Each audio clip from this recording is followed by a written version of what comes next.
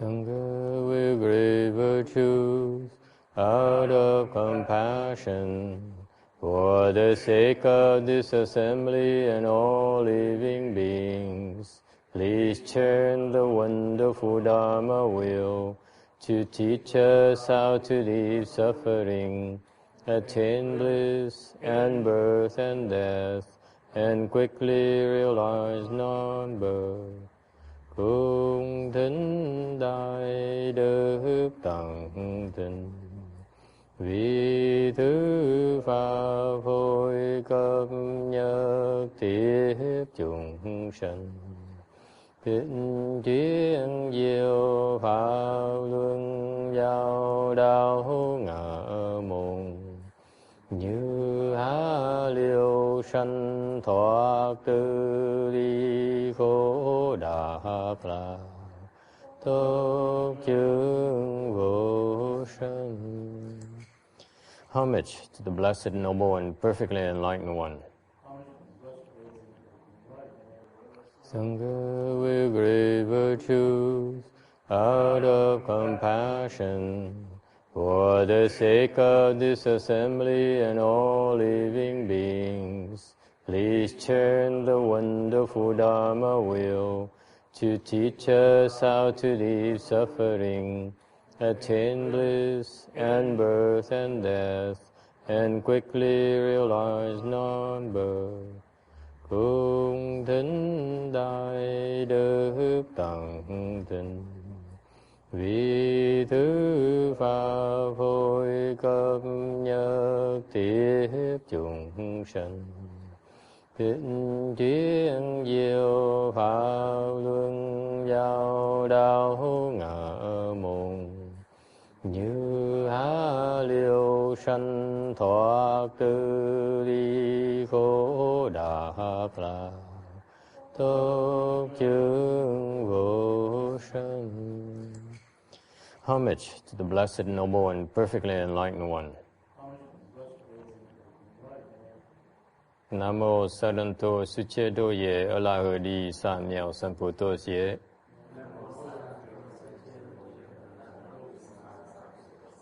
Nam mô Tát Tát Tao Toya Daya Alahade Tamyo Tambo Da Toa.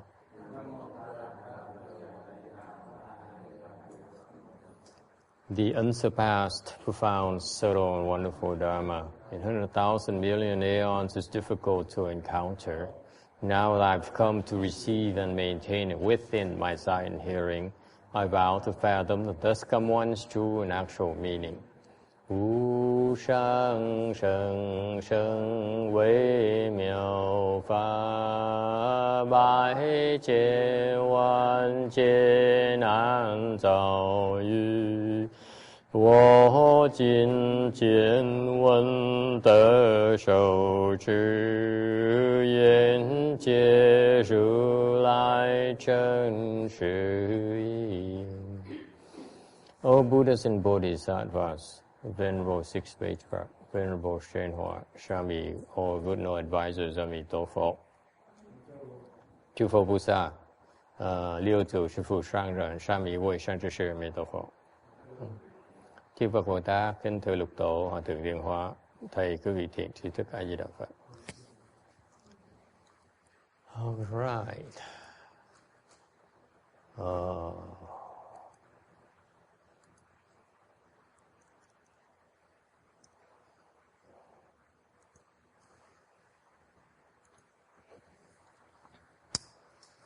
Well, today is the 30th, the last day of June in 2013.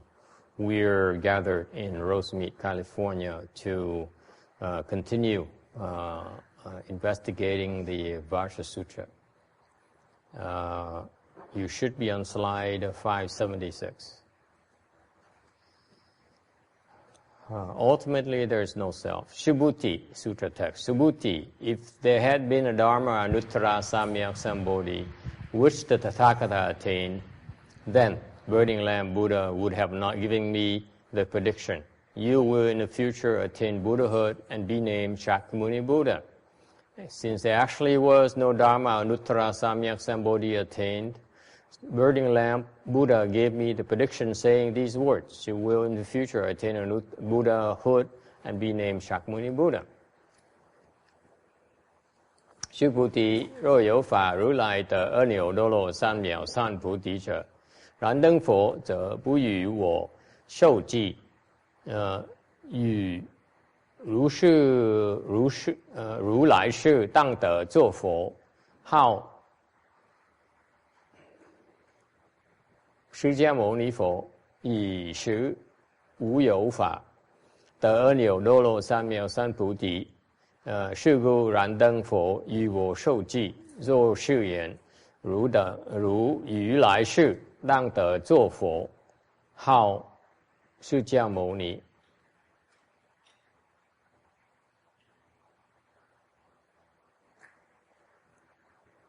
Tu Bồ Đề, nếu có pháp Như Lai đắc Ai Nồ Đa La Tam Miệt Tam Bồ Đề, nhiên đăng Phật đã chẳng thọ ký cho ta rằng đời sau ông sẽ làm Phật, hiệu Thích Ca Mâu Ni.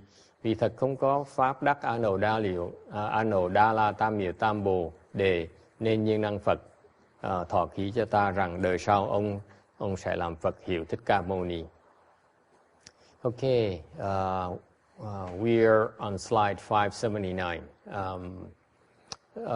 Burning Lamp Buddha, when he last met with Shakyamuni Buddha a long time ago, gave him prediction of Buddhahood, stating that you will become a Buddha by the name of Shakyamuni Buddha.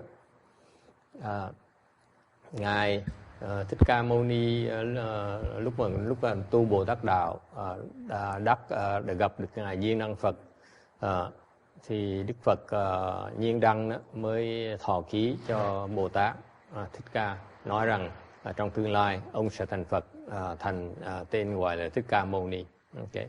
Shakyamuni Buddha is the current host of teaching host of our world. Ngài Thích Ca Mâu Ni là pháp chủ của cái cõi ta bà này của chúng ta. His name is Sanskrit, translates into two meanings. Cái Thích Ca Mâu Ni có hai cái nghĩa.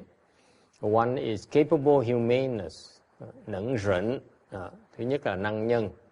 And second is still and silent one. Thứ nhì là chi mổ, tịch mặc.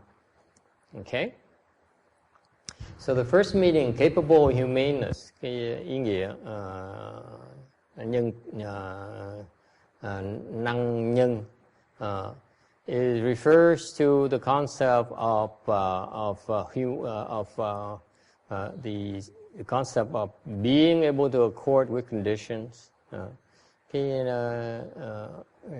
Cái nhân này là có nghĩa là có thể tùy duyên. Okay. And whereas still and silent, ngược lại, khi tịch mặc represents no movement and represents stillness. Bên kia có nghĩa là tịch mặc có nghĩa là không có động, không động, tức là tượng trưng cho cái tịch. Okay. What is silent and still? Silent represents the absence of words. Cái mặc có nghĩa là không có nói. Okay? It's nothing to speak of. Cái mặc có nghĩa là không có gì mà đáng nói hết. Không có gì để mà nói hết. There's nothing to speak of whatsoever. It's nothing worth speaking of. Okay?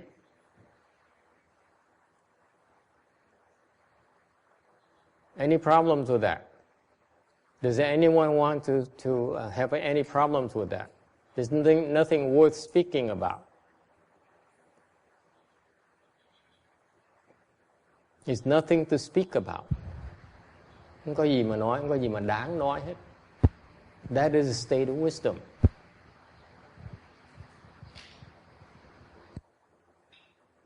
Fundamentally, there's nothing to speak of. Không có gì để mà nói hết á. Okay? Meaning what? What does it mean? There's nothing to speak of. Không nói nghĩa là sao? It means that if people insult you, you don't insult back. Có nghĩa là người ta chửi mình không có chửi ngược lại. They laugh at us.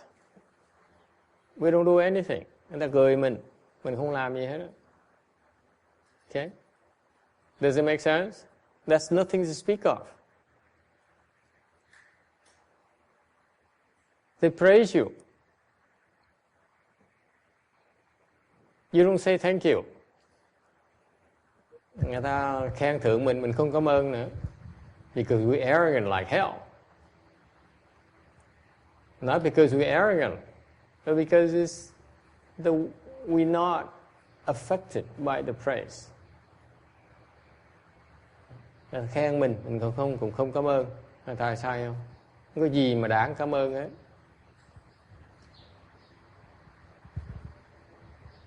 You see that? Fundamentally, you feel that there's nothing worth speaking about. Khi trong tâm quý vị đó, cảm thấy không có gì để mà đáng nói hết. Can you imagine, can you think of that kind of state where inside of you, no matter what people say to you, you don't feel like saying anything back in return? Can you see that? Can you ever imagine that kind of state?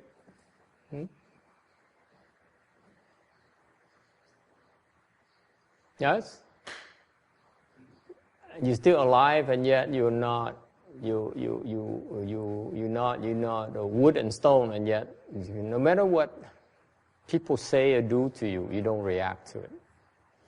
Nói cái khác, cái trí huệ này là mặc dù mình vẫn còn sống như thường, không phải là đá, không phải là gỗ, mà bất cứ người ta làm gì mình mình cảm thấy không cần làm cái gì hết. See, inside of you, you feel like there's nothing worth speaking about, nothing worth doing. Trong tâm quý vị thấy không cần gì phải làm, không cần gì phải lo, không cần gì phải phản ứng hết. That is a state of total freedom. Mình chào.谢谢. Samatha. Okay. Today is a hot day, so I happen to have cool tea. Only for today. Ngày nay trời nóng. I feel like nothing to speak about. Như vậy mà thầy không biết nói gì nữa. Inside of me, I feel like so cool already. Okay?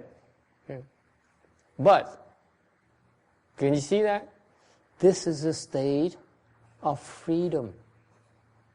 Đây là một cái trạng thái của tự tại. Can you see that? No matter what happened, you still are not affected. It's not like you're dead. It's not like you become dumb. Okay? It's just like, it's nothing that important.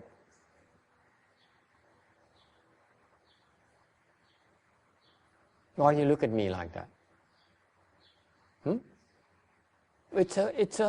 It is a wonderful state of being. You're so free. Quý vị thấy không? Bất cứ chuyện xảy ra, quý vị vẫn an nhiên tự tại, không cảm thấy mình cần. Cái tâm mình không động. Your mind is unmoved. Okay? Unmoving here refers to your state of mind. Cái vô động này á, bất động này có nghĩa là cái tâm quý vị nó không có đụng đậy, nó không có đụng gì hết á.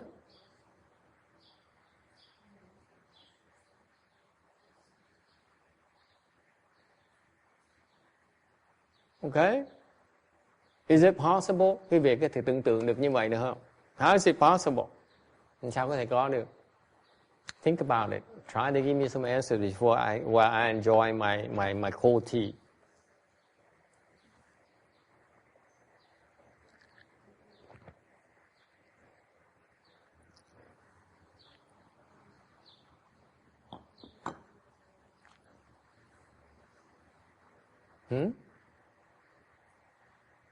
How is it possible?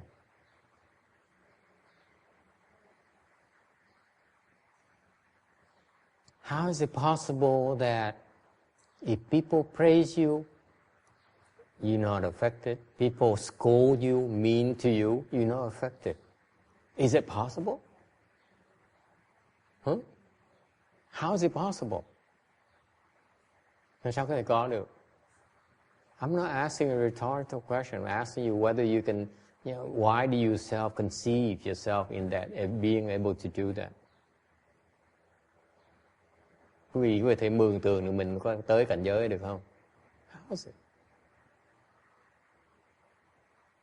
Especially for people in the entertainment business. How is it possible you can live where you have fans, it's okay. You don't have fans, it's okay too. How is it possible? How can an artist be unmoving to the point where it doesn't matter, and yet continue to be an artist? Huh? That's impossible, right? Agree? An artist feeds on emotions. Am I correct? It's possible. It's possible? Not very likely in any particular case. It's possible. If I'm curious about this, and maybe you can help us out. Thầy đừng thắc mắc về cái chuyện này, cho một cái người mà nghệ sĩ hay người ca sĩ chẳng hạn, làm sao họ có thể sống mà không có dựa vào cái tình cảm được? Tại vì người ta phải thích mình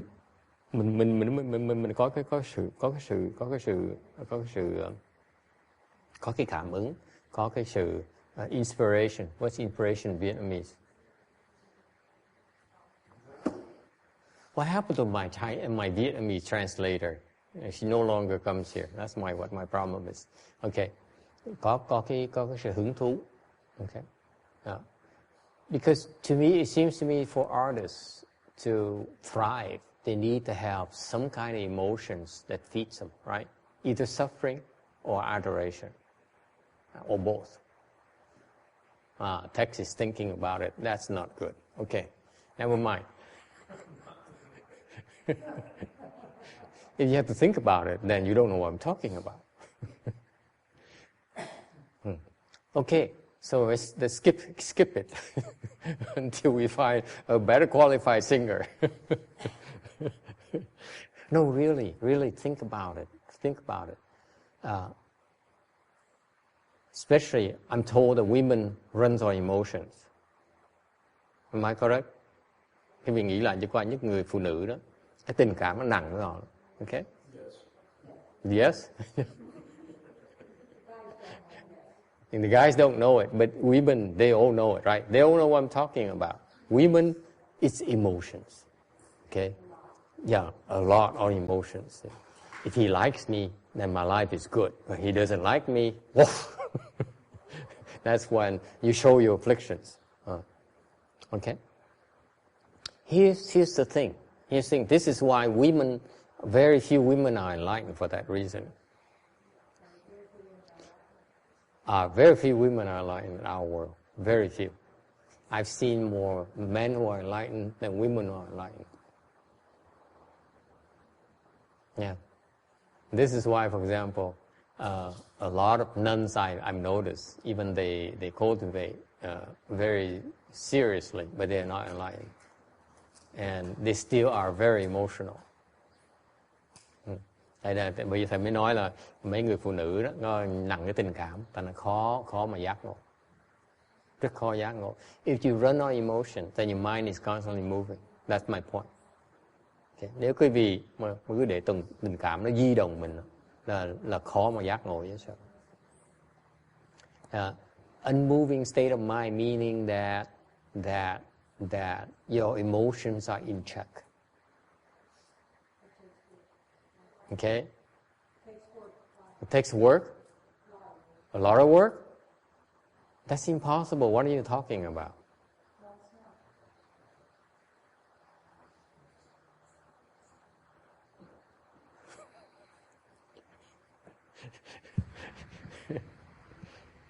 How about you men on this man's side? What? I mean, what about emotions? So it's okay to criticize women. What about you guys?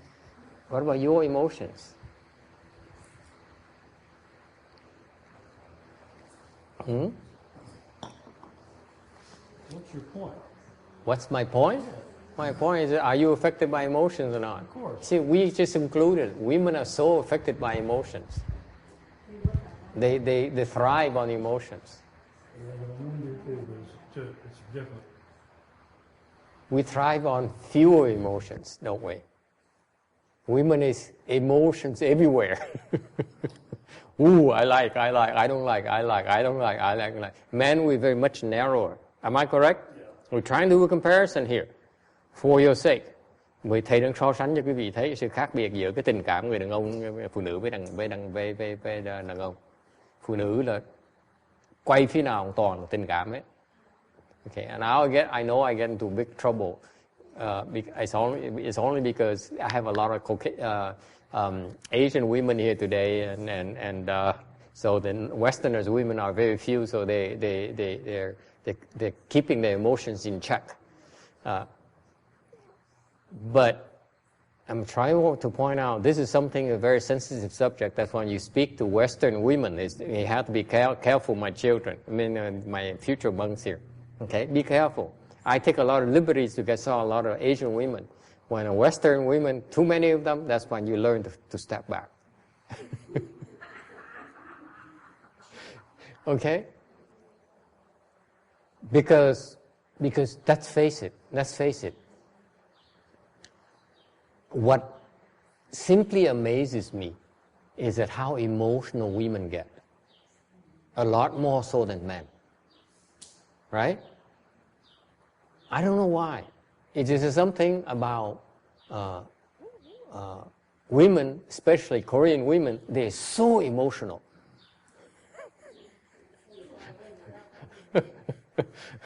Whereas on the men, okay, it seems like we are emotional. We just are emotional. We just are not. I mean, we only a narrow spectrum of emotion we deal with.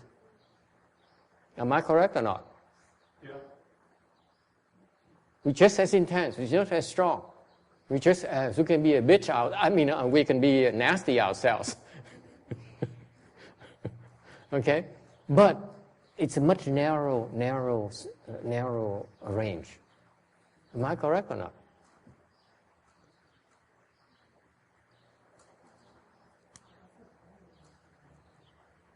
Men train themselves not to react so much. I see. Speaking of men with wisdom. How old are you, Tex, by the way? Huh? How old are you? What does it have to do with my question? Plenty old. There's a mature gentleman here. It says, men, we train ourselves to not react. Am I correct? Yeah. You agree with that? The rest of you men, is this Tex himself, Mr. Texan, or just the rest of you? Mình đang bàn mấy chuyện tại sao người phụ nữ tình cảm nó đầy tràn hết, đi đâu nhìn đâu toàn tình cảm, còn người đàn ông á thì tình cảm cũng nhiều nhưng điều trong cái phạm vi nó hẹp hơn nhiều. Cái tình cảm của người đàn ông cũng là mạnh, cũng rất là nặng nề, rất là mạnh, nhưng điều cái phạm vi á, của tình cảm á, nó hẹp hơn. Thì thầy mới hỏi người da trắng này, hỏi tại sao khác biệt hơn, nó là tại người đàn ông á là từ huấn luyện để mà không có phản ứng. Is that true? I never noticed that. I noticed I have to train. I know I always learn have to act cool in front of women, but that's about it. So that's training.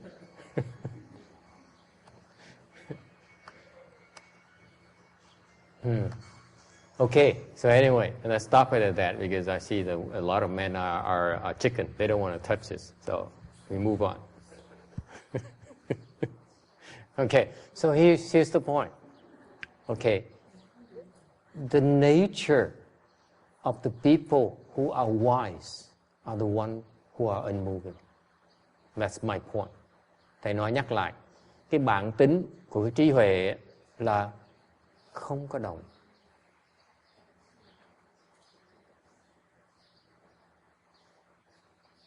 Okay? The one thing you have to learn, the one very common test is that when they don't like you, does your mind move? When they don't like, when they hate you, like a boil comes to you, I hate you. Does your mind move? Okay? Right. So the nature of wisdom, cái bản tính của trí huệ, thầy nhắc lại, nó vô động, nó bất động.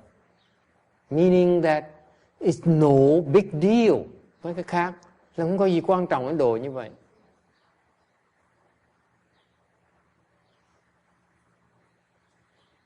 Okay?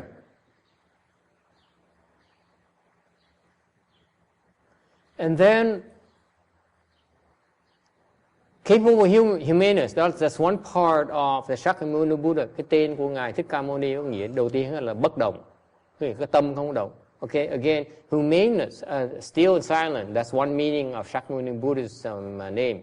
First meaning is still and silent, meaning that he's not moving. His mind is completely unmoving.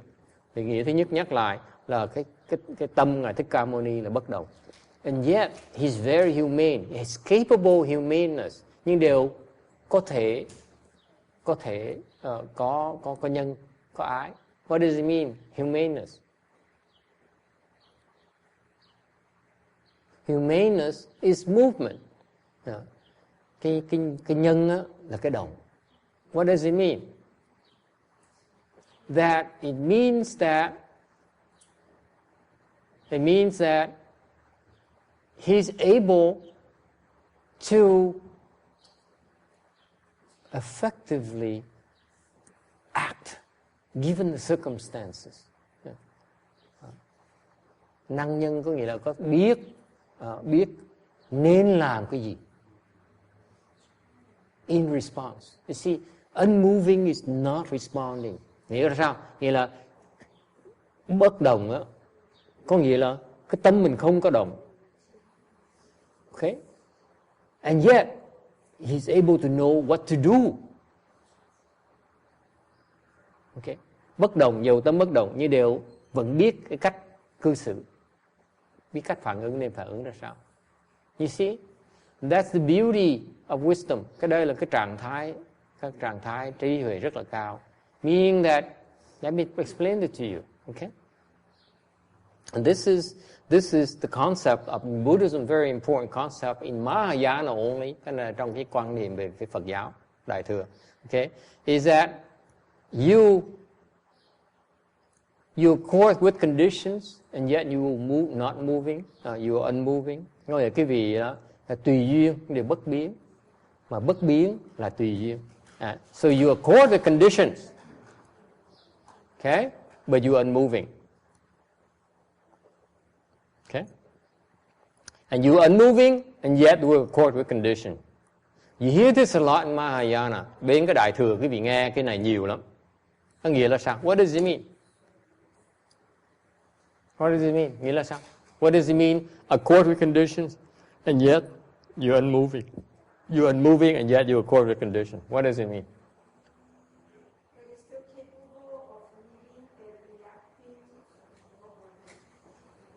Very good. Okay, accord with condition, meaning that, okay, let's break it down. There's the two aspects. That's very important to understand. This is very advanced concept of Mahayana.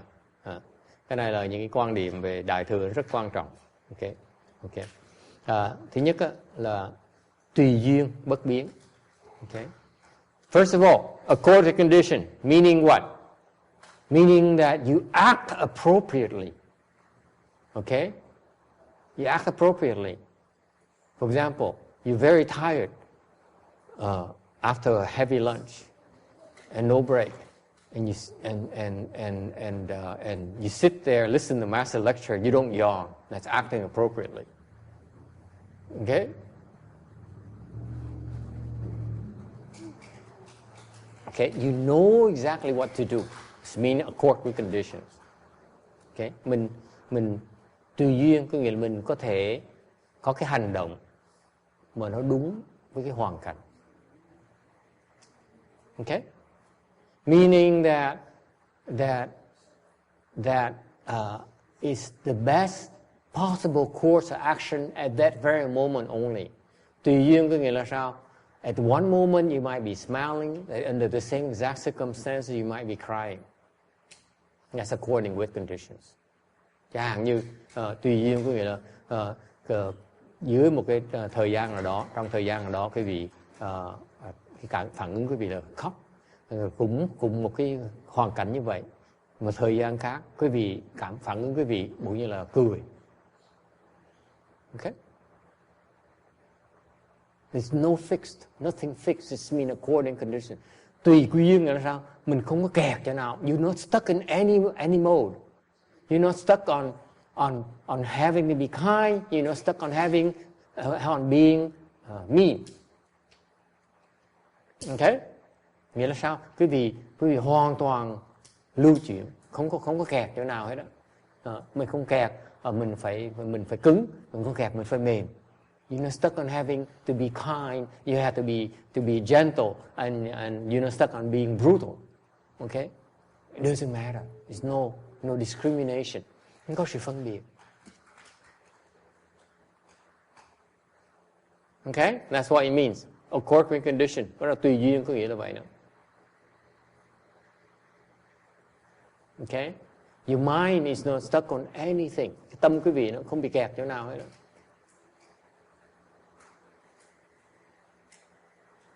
The best possible course of action in that very moment, meaning that's accord with conditions.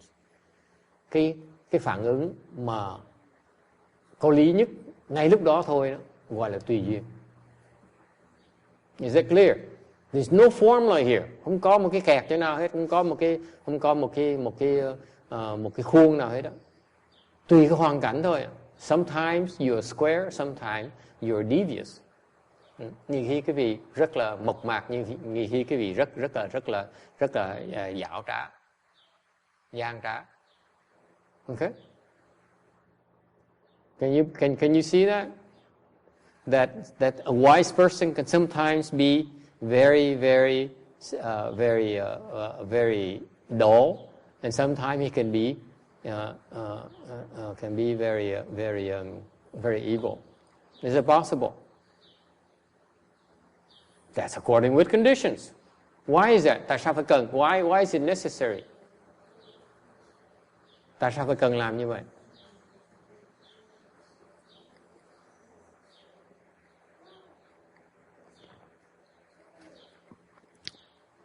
Why is it trending? We have to be like that, 随缘. Sometimes you have to be square, sometimes have to be nice, sometimes you have extremely mean and brutal and violent. Why is that? Why? According to conditions. This is something you need someone else to react to, right? You see that? This is the disadvantage of people who, like in Hinayana, who live in the mountains. They have no one to interact to. They cannot do随缘. Những cái người mà tu tràng trên núi, trong rừng đó, không có ai để mà phản ứng hết. Thành thể là biết tùy duyên cái gì. They can't practice the随缘. Không thể nào tu cái tùy duyên được. You have to go into a lot of people that you hate to be with. That's when you learn how to accord with conditions. Mình phải ở với người khác, mình mới tùy duyên được. You see that? This is Mahayana. Mahayana is you live in society and you learn to accord with conditions. That's a very advanced form of cultivation. Mình tu, cái pháp tu là pháp rất là cao. You don't hide. You engage. And you learn to accord with conditions. Pháp Đại Thừa mình sáp là cà rồi xong mình tùy duyên. Mình học cách để mình tùy duyên. Okay? No fixed formula. Someday you're this, next day you're just the opposite. And that's still according with conditions. Give me an example. Ví dụ, ngày hôm nay mình cái này, ngày khác, ngày hôm sau mình có thể hoàn toàn khác biệt lại. For example, okay? You see an old man coming to you and your attitude towards that old man is that you're very gentle. Kind and gentle. Ví dụ, gặp một người bô lão, một người trưởng lão, ông già trưởng lão tới, thì cái thái độ đối với ông rất là ân cần, rất là tử tế, rất là nhẹ nhàng. Okay. And then the next day another old man comes, you treat him harshly and badly. Ngày hôm sau có một người trưởng lão khác tới, già khác tới, mình đối xử với ông rất là lạnh lùng, rất là tàn nhẫn. Why is that? It's not because I'm referring normal people. No, I know. I mean, this is a common thing for you ladies when you're a certain time of a month where you're like that. I'm not talking about that. This is a joke. Yeah, you don't find it funny. I know. But my point is that on the surface, it's the same exact conditions, and yet your reaction is different. Quý vị có thể tưởng tượng được như vậy không? Trên cái phương diện bên ngoài á, hoàn cảnh hoàn toàn nó giống nhau mà phản ứng hoàn toàn nó khác nhau. Why is that?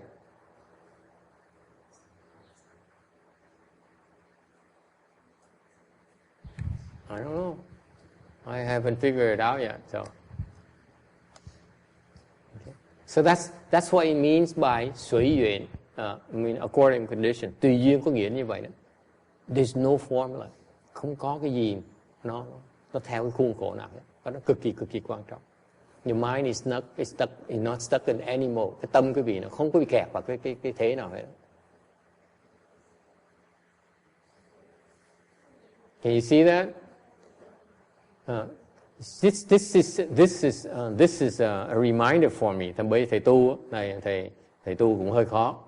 This is very difficult for left-form people because we're supposed to be kind and magnanimous and be nice to you so that you can keep them coming to the temple. Chẳng hạn như vì thầy ấy, phải tỏ ra là nhân ái từ bi để mà Phật tử nó thích, nó mến để mà tới chùa. Okay, that's not a core condition. Như vậy không phải là tùy duyên.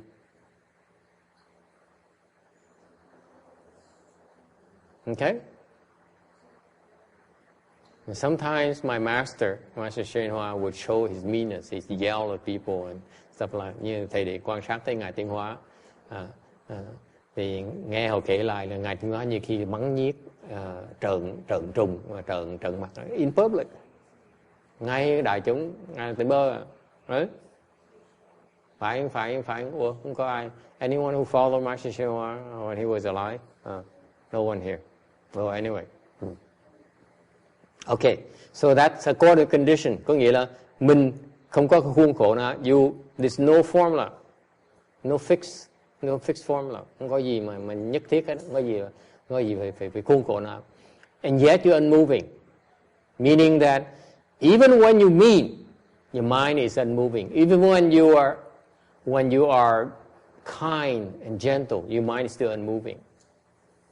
Okay, so far so good. Is it clear? Okay.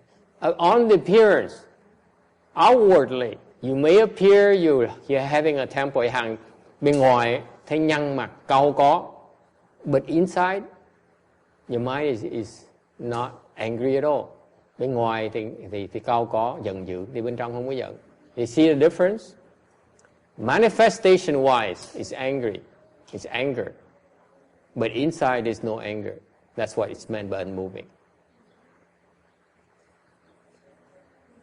Okay. Similarly, so according to condition, bởi vậy tùy duyên bất biến. Nghĩa là meaning what? Meaning that you outside you smile and you're so sweet, but inside you have no emotion whatsoever. Okay. So far so good. Okay. This person is a very good actor. Cái ông này là đóng kịch hay dễ sợ lắm. Okay, he's a great actor.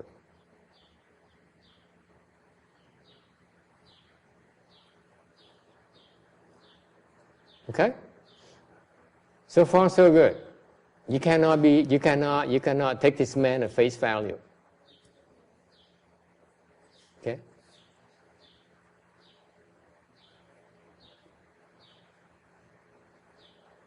So far so good. Now, what about unmoving and yet accord with condition? Cái phần ngược lại, bất động nhưng đều tùy duyên. What does it mean?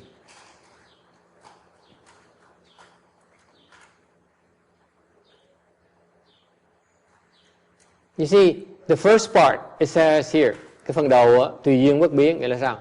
Meaning that even though you're smiling, even though you're screaming, but inside you're not moving. Nhớ không? Cái lần đầu tùy duyên bất biến có nghĩa là cái gì mặc dầu la hét, mắng nhiếc, nhưng đều có tâm không động tí nào vậy đó. Cái mặt hung không nghe được. Your face is so ferocious, and yet inside your mind is not moving. That's what is meant by accord with condition and yet unmoving. Okay? So far, so good.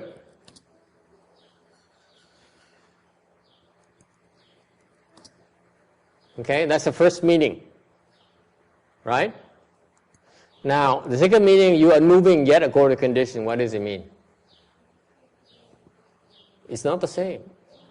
Cái này nó khác. Khác cái câu đầu. What's the difference?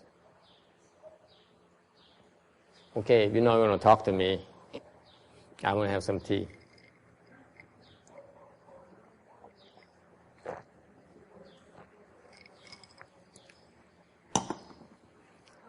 Come on, you read.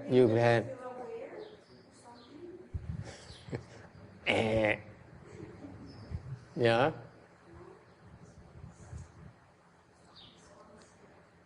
Huh? Come on, you read this before trang. Con đọc cái này gần 100 lần rồi. I'm sure David have read this at least 100 times already. Bất biến mà tùy duyên. Bất động mà tùy duyên. What does it mean? Response. Close. Yeah, the Chinese almost got it. Is it from her or from you? Okay. Yes? Anyone? What does it mean? Why can't we simply say accord with condition, yet moving?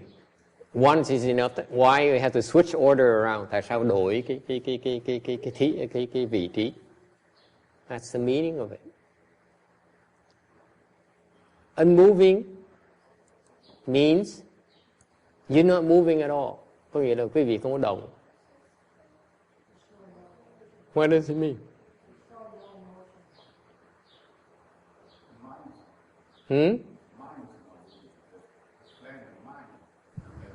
No, this is a subtlety that people don't realize. Cái này quý vị không biết. Okay.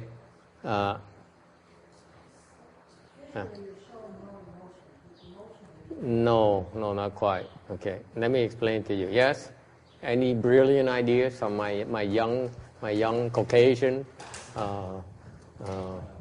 disciple here? Yes? Okay. Unmoving here, that means that you are in the state of samadhi, meaning you are in samadhi.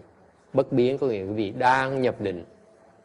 And yet you accord with condition, nhưng vẫn tùy duyên thường. What does it mean?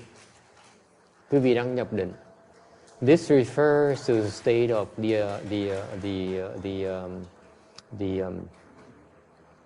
the enlightened beings, những cái người mà người trình độ cao. Okay, they enter samadhi, and in their samadhi, the body is here, meaning they're unmoving. They sit here. But actually, they are out there. They have transformation bodies going out there and interact with others. Chẳng hạn như người ta đang nhập định, một cái vị tu sĩ đó đang nhập định, nhưng đều dùng cái thần thông để mà this refers to using their spiritual powers. Okay, they enter samadhi. Within samadhi, they use spiritual powers to interact with you. Trong cái định đó, dùng cái thần thông trong định đó mà tùy duyên. Okay, that's what it means. What's it? Why they have to be like this? Tại sao phải cả hai luôn? Why they have to be both?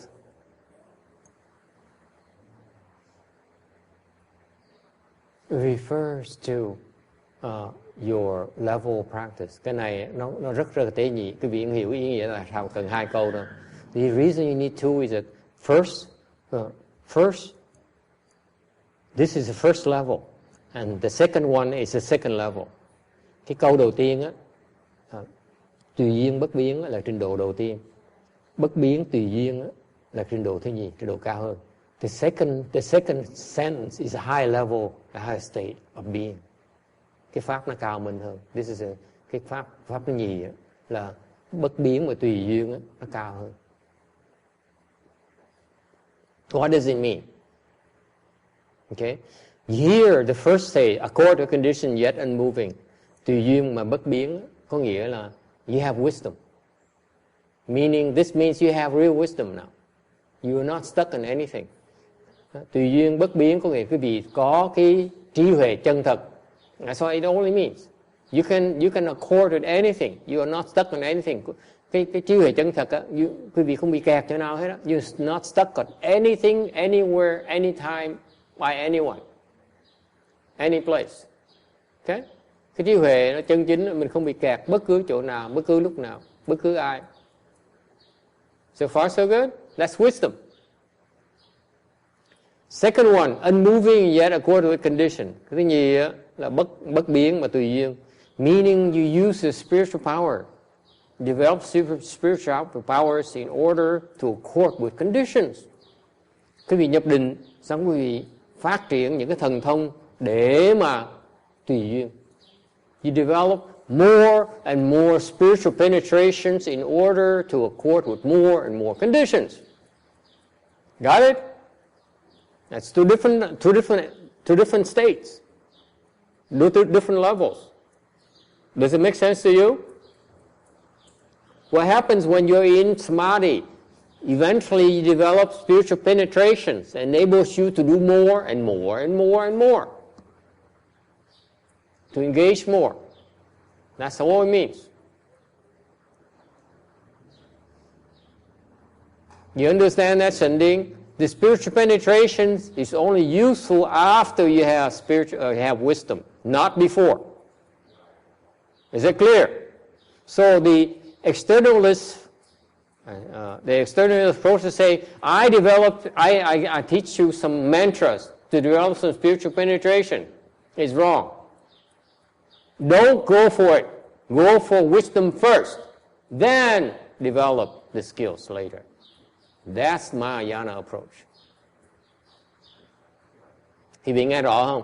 Rằng bên ngoài đạo, ta nói là để tôi dạy cô cái thần chú này để cô có thể có thần thông.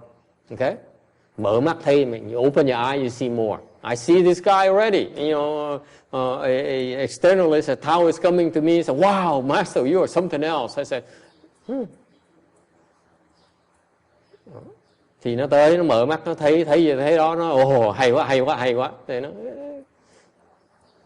cái tụi ngoài đạo á, mấy người ngoài đạo, ta mở thần thông để ta thấy, ta bị kẹt thần thông nó kẹt. What happened is their spiritual penetration make them stuck. They're stuck with their spiritual penetration. They're so enamored with their spiritual penetration. Người không trí huệ đó, khi mà mở thần thông sẽ bị kẹt với cái thần thông, tại mê cái thần thông đó. What happens is that when you don't have real wisdom, you'll be stuck with your spiritual penetration. It's so wonderful. Okay? That's why in Buddhism we don't advocate spiritual penetration. Bởi trong cái Đại Thừa tu đàng hoàng không có chuyện thần thông.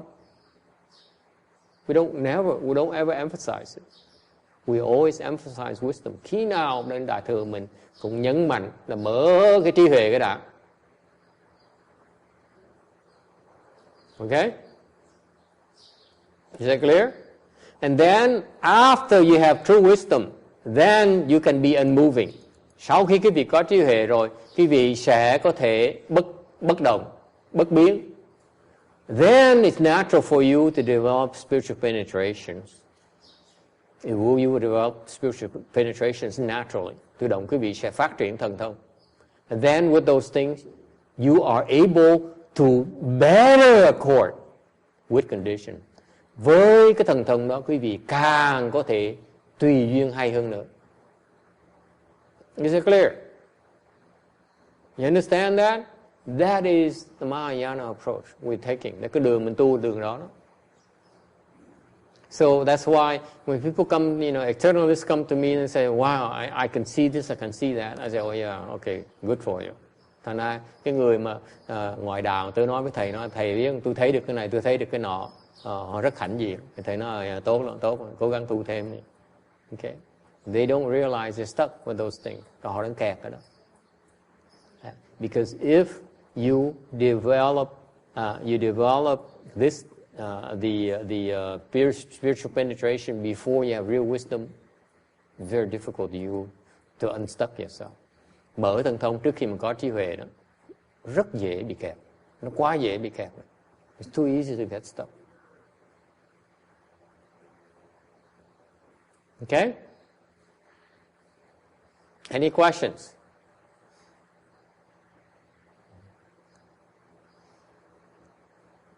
Mình có những cái môn phái, even within Buddhism, there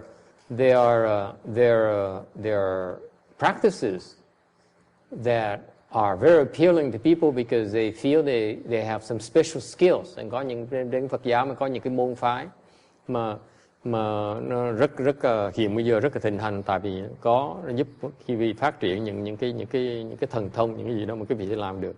Okay, and so I'm not impressed. I frown upon these practices because it's misleading. Thành đối với người Phật giáo về Đại thừa chúng ta thì nhìn mấy cái chuyện đó thấy nó rất là đáng tiếc, tại vì họ không có hiểu được cái tu hành đàng hoàng.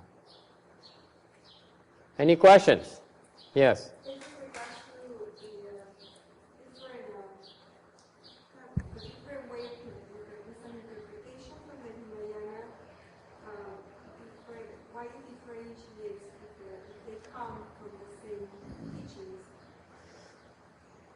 Why it's a good question. Why is there such an emphasis? Why is there such an approach? Because we know how easy it is to get stuck in the process of cultivation. Mình phân biệt như vậy, mình nói rõ ràng như vậy, cái cách mình tu như vậy nó có cái lý do, tại vì các vị Phật Bồ Tát tổ sư đã biết rõ ràng, có kinh nghiệm quá nhiều rồi. Okay. Cho nên họ dạy chúng ta tu để khỏi bị kẹt. It's what we try to do is to give you the proper knowledge to avoid you from getting stuck anywhere along the way. Cái sự khác biệt như vậy thưa quý vị, cái sự hiểu biết bên Đại thừa là để cho quý vị biết cái căn bản, biết cái con đường đi, biết những cái nguy hiểm mà quý vị không bị kẹt chỗ nào hết đó. Bị kẹt dễ gỡ. Còn những cái pháp môn khác đó, họ đi tới nào đó, lúc họ bị kẹt gỡ không được. What happens is that it's just like this. If you know the whole path, the whole journey, then you know all the pitfalls as well. Yeah, you understand where the pitfalls are. Như quý vị biết đường đi rồi, sẽ biết cái chỗ nào chỗ nguy hiểm rất rõ ràng. Right? You know where the dangers are. So you say, okay, if you know what the dangers are, then you need to set up rules. Quý vị thấy được cái chỗ nguy hiểm, quý vị tự động sẽ đặt ra những cái quy củ, những cái lề luật để quý vị không bị kẹt. So we set up rules and regulations to prevent you from getting stuck. That's very important advantage you don't realize. Quý vị không biết cái Phật giáo mình có những cái đài lợi quý vị không có tưởng tượng được, mà quý vị không có biết quý. Okay, we have rules and regulations in Mahayana that enables you to avoid, that helps you avoid pitfalls. Whereas, because we know where the pitfalls are, that's why the rules are created to help you. Thành ra mình biết những cái chỗ nguy hiểm, thành mình đặt những cái lề luật để giúp quý vị né những chỗ nguy hiểm. The rules and regulations are designed to help you, prevent you from going there. Because once you go there, once you get stuck there, it's very difficult to get out. Tại vì một khi quý vị vào những chỗ nguy hiểm đó khó mà thoát lắm. cực kỳ khó mà thoát. Yes, Jenny.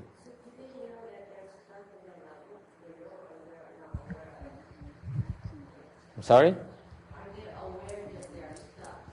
No, they're not aware of the stuff. That's the biggest problem.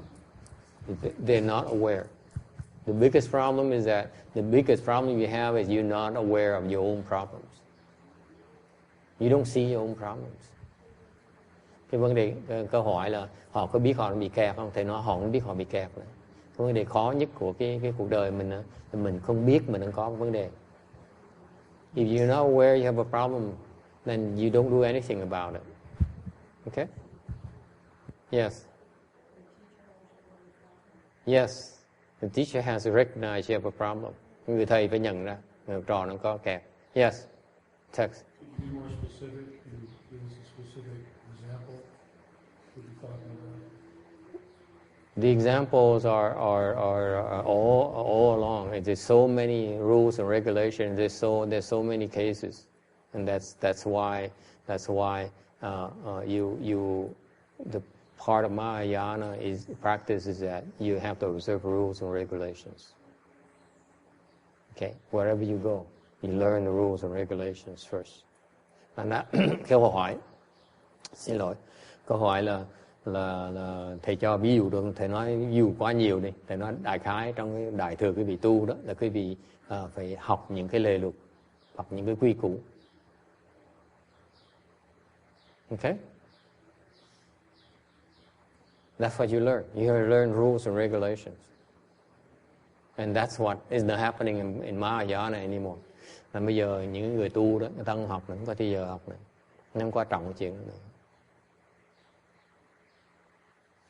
Okay? For example, ví dụ, when you're a parent, you're supposed to be wise. Ví dụ quý vị là mình bậc cha mẹ, mình là phải có người trí huệ. You know the pathways already. Mình đã đi con đường rồi. So when you have children, you're able to advise them better, right? Khi mình có con cái đó, thì đương nhiên tự động mình sẽ có kinh nghiệm, mình hướng dẫn nó được hơn một tí. And that's why the roles of parents and teachers are to teach the children rules and regulations. Thành ra cái trách nhiệm của người bậc cha mẹ với là thầy giáo là phải dạy con cái những cái quy củ, những cái lề luật. That's your role. You don't teach it, your children will not know. Okay? Quý vị không dạy nó không biết. Là lỗi quý vị. It's your fault. If you don't teach them the proper rules and regulations, they will get into trouble. Okay? Unfortunately, you yourself are in trouble already, so how can you know about the rules and regulations? Đáng tiếc là bậc cha mẹ đã bị kẹt rồi. Làm sao mà biết, làm sao mà chỉ nó bây giờ? Okay? And that's why out there in Asia, for example, there's the rules and or guidelines. Hàng như bên Á Châu mình, cái văn hóa Á Châu mình rất hay, có những cái phong tục. You follow traditions. The Asian tradition, you follow Confucian teaching, you follow the mentors' teachings, you follow the sages' teachings. Those are traditions. They say, okay, for example, children, they're supposed to be, the first thing you teach children is respect. Chẳng như bên Á Châu mình có cái lời, this is, to me, personally, I feel it's a better part of Asian culture that needs to be preserved. Okay? Bởi cái này là cái quan niệm của thầy, có những cái hay về cái văn hóa Á Châu mình phải bảo tồn. Okay? Dạng như cái việc đầu tiên văn hóa mình á, là con nít á, phải dạy nó là biết cung kính. The first thing you teach children, one of the rules you teach children is respect. Respect and politeness. Okay?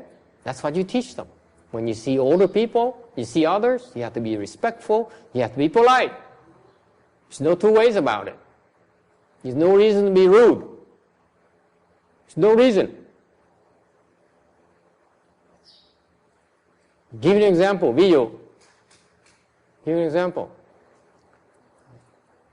Rich children, rich family children, how như thầy để, I noticed that. Con cái mà nhà giàu, những gia đình giàu, con cái nó, they are very arrogant. They look down on people. Con cái mà nhà giàu, nó rất là khinh người.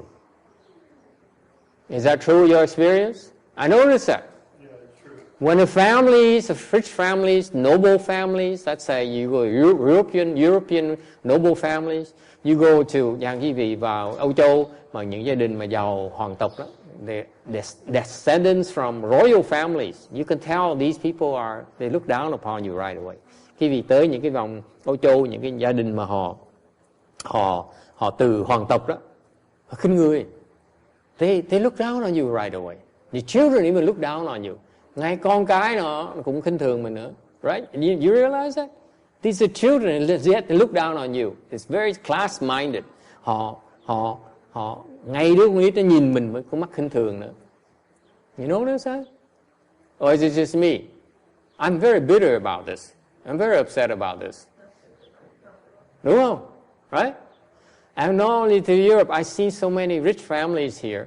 Okay, even like the so-called sons and daughters of doctors and lawyers, they look down upon you right away. Con cái luật sư bác sĩ thôi, khinh thường mình. Why? Because their father look at me with that kind of eyes. Tại sao cha mẹ nó nhìn mình như vậy luôn nữa? That's where they learn it from. That's wrong. Hoàn toàn sai lầm. When you children, that goes against wisdom. When you were younger, you learn to be polite and respectful. Thành phải dạy con cái là phải biết cung kính và lễ phép. That's required. This is an Asian culture. Nowadays, the Asian parents don't teach their children like that anymore. That's why, now they say, okay, you and me are buddy. Excuse me, you're not my buddy. If you're my nephew, my son, you're not my buddy. Okay? You're low level. Agree or disagree? This is wrong. This is American culture. That's why you should be glad you don't have a family and have children, because it's wrong. I see people say, buddy, how are you today, buddy? How are you, buddy? My buddy, we buddy. Are you kidding me? Không thể nào mà nó nhìn đứa con nít mà nói nó là bạn của mình, cùng đồng hàng với mình được. That's completely wrong. Children, younger people should look up to elder people, period. Người trẻ hơn phải cung kính với người lớn hơn. That's a rule. That's an Asian rule. I don't know about you Westerners. You too egalitarian for me. Yes, what do the Chinese have to say? You disagree or agree? Sometimes if those people look down other people, if that people happen to be rebel character with strong potential, that will cause big trouble in the future, like a revolution. That's happened in China. Yeah, I agree. We should. Look down the low people, or these low people happen to be smart, potential. And rebel character, big trouble in the future. Yeah. In the future, he'll be richer and more powerful than those people who look down upon them, and then they return the favor. And these rebel kind of people in the future will do a big damage to the noble society. Yes. As a revolution. Yes. Okay. Yes. How can you draw a line between letting your children to have the right to be right, and also to keep them under certain rules, or to see you not It's more important for them. It's a good question. Làm sao mình biết mình cho phép nó đúng và nó sai được? It's not so much more important for them to be right or wrong. It's much more important for them to be polite and respectful. Even if they're wrong, they still have to be polite and respectful. Even if I'm wrong, you have to respect me. I don't care.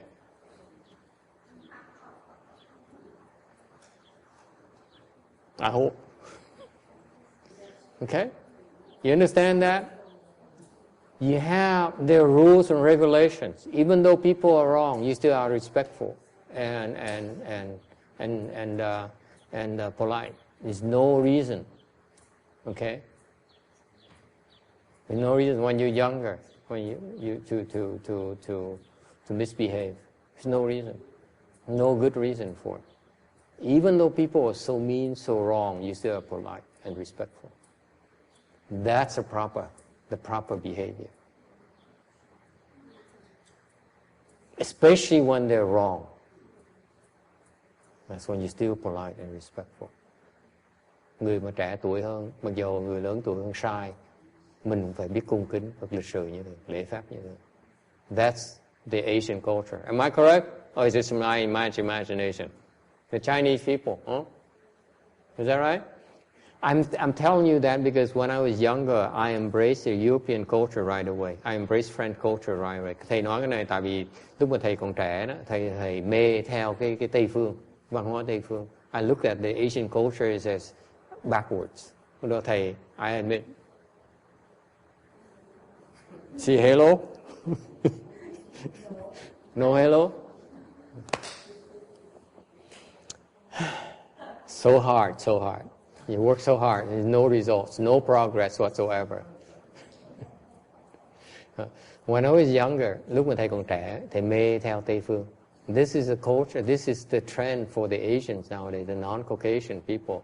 You know, the Chinese, the Malaysian, the Singaporeans, the Hong Kong people, you know, the Vietnamese, you know, the Taiwanese. They are enamored with American culture. I said, it's no big deal. Why? Because the American culture lacks fundamentals. Fundamentals is not equality. Fundamentals is respect. Now it is a degenerative culture. Oh, now we have an American man here, a Texan man here. He says it used to be the case where the people were more respectful and polite. Now it's so bad that it has degenerated. And I think it's because of all the Asian being so enamored with you guys. I don't think so. It's wrong. It's no thing as being equal. Why is that? Tại sao? Being equal is a wrong concept. Bằng nhau là sai lầm. It's a wrong concept. Egalitarianism is a wrong concept. Bình đẳng là chuyện sai lầm. Now, Kim Jong is very, very confused now. Huh? You agree? Oh my God, she's wrong again. Mà là sai nữa. There is no egalitarianism until you have wisdom. If you have no wisdom, there's nothing as being equal. After you have wisdom, then you can be equal. Before that, forget it. You're inferior. Much better to be inferior than to be equal. When you have no wisdom, when you are confused, it's better to be inferior. Thầy nhắc lại cái vị. Ginny likes it. Yeah, I am confused. It's good I'm inferior. That's right. It's very important. In your mind, when you have no real wisdom yet, it's better to be inferior. That is the Asian wisdom. Cái này là cái trí huệ của bên Á Châu mình, văn hóa Á Châu mình. Khi cái vị chưa có trí huệ chân chính thì tốt hơn là mình bị thua. It's better to be inferior. Yes, we have an Asian woman here asking a question.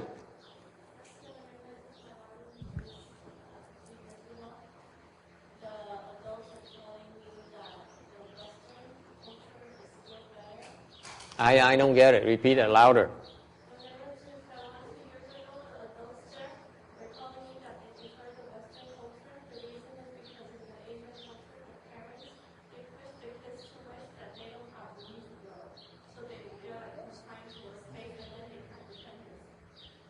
Okay, and I repeat the question. The question says, a couple of years ago, when this young Chinese woman here went to Taiwan, we have to be specific, right? We're not bad-mouthing the Taiwanese. Okay? And she says that the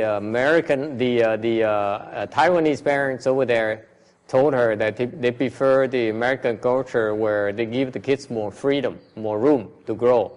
Over there, they force feed their own children in a lot of things. Okay? But that's not the Asian culture.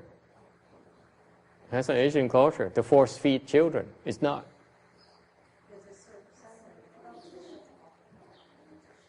It's their anxiety and their insecurity that they force feed their children. It's not Asian culture. It's their confusion. They're force feeding their children. Nghe trả lời thẳng, cái nói là cái đó không phải là cái văn hóa người Á Châu, cái đó chỉ là cái sự vô minh và cái sự thiếu tự tin của bậc cha mẹ, thành họ gò bó con cái họ. Okay? You don't realize it. The reason the parents force feed their children. Why do the parents force feed the children? Tại sao cha mẹ lại ép con cái? Why is that? Do you know? Who knows?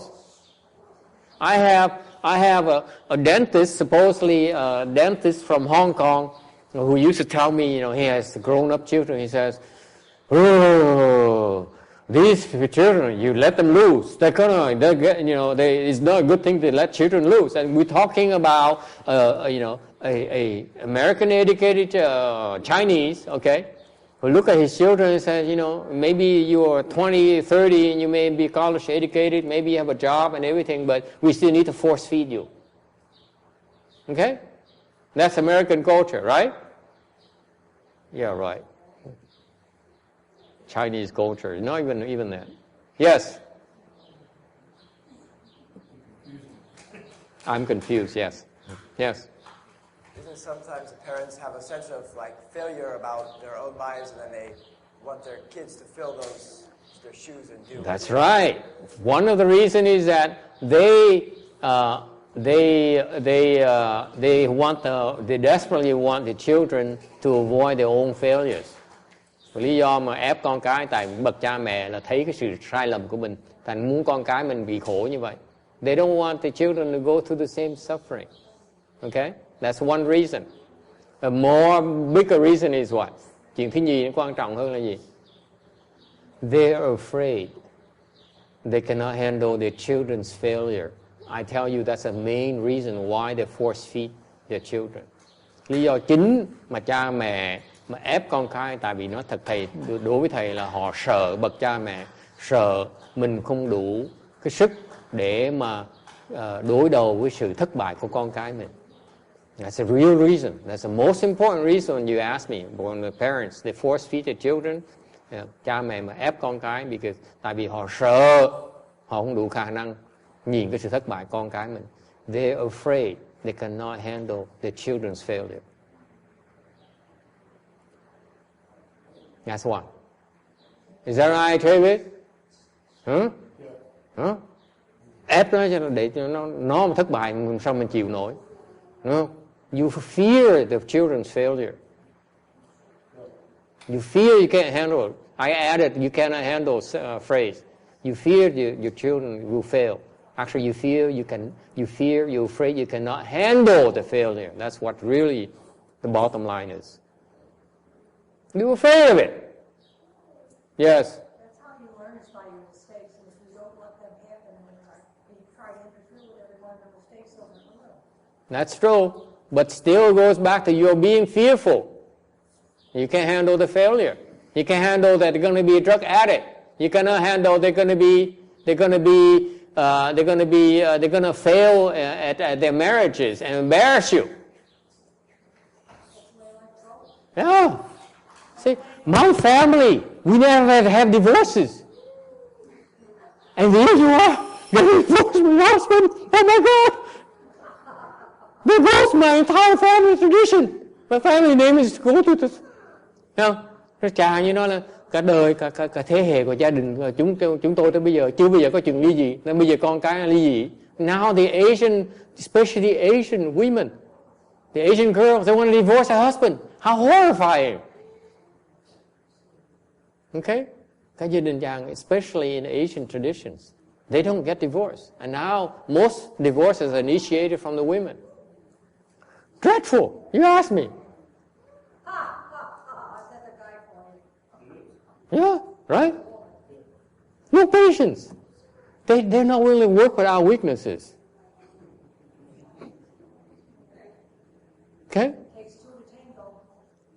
So that's why I maintain that there's no such thing as being equal. It's better to be inferior.